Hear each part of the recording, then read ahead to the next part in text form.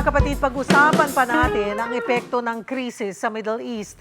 Kasama si pambansang wealth coach, Chinky Tan. Hi, Chinky. Hi, Miss Cheryl. Ayan nga, mainit, Chinky. Yung mga balita sa Middle East, tumataas ang presyo ng langis sa world market.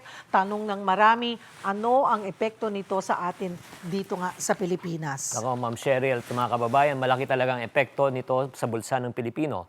Kapag may gulo sa Middle East, isa agad sa apektado yung langis. Kapag tumaas po ang presyo ng langis sa mundo, sumusunod din ang pagtaas ng presyo ng gasolina dito sa Pilipinas.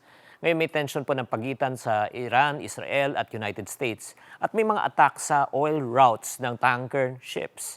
Nang dahil doon, syempre, problema nun, halos 20% ng oil supply ng mundo ay dumadaan sa isang lugar sa Middle East. At kapag nagulo po ang ruta na yun, nagiging kulang po ang supply, kaya tumataas po ang presyo. At nagkakaroon tayong tinatawag ng domino effect.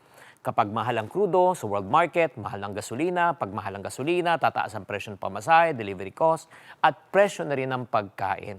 Kaya itong Marso lang nga halos 2 pesos ang tinaas ng kada litro ng gasolina, 1 peso and 20 centavos sa diesel, and 1.50 naman po sa kerosene.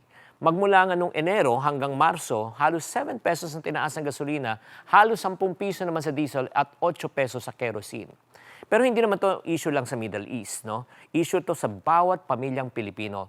Kasi kahit tayo ay hindi kasali sa gulo, damay naman ang ating bulsa dahil tataas ang presyo. Damay na damay talaga ang bulsa, no, Chinky? Hindi tumataas ang sweldo, hindi lumalakas din yung purchasing power. Yes. Parang pareho lang ang papasok na pera. Ano ang pwedeng paghandaan nating mga Pinoy? Napakaganda ng tanong yan.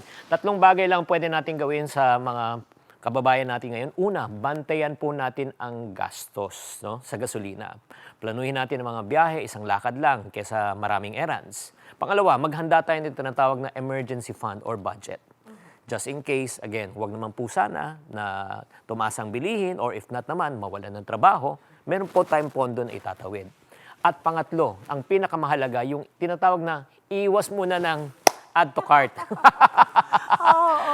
Yung mga impulse spending or yung mga malalaking binibili, hindi na panahon muna ngayon kasi very what you call it, volatile.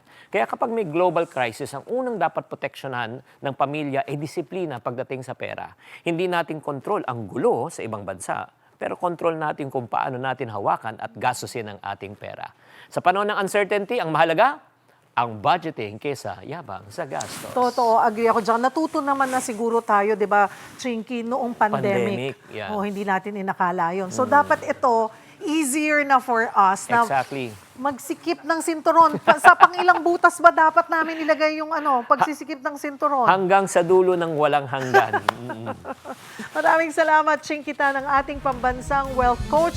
Ika nga, mag-budget muna bago magbisyo sa gastos. Diba? Correct. Budget now, hindi pulubi later.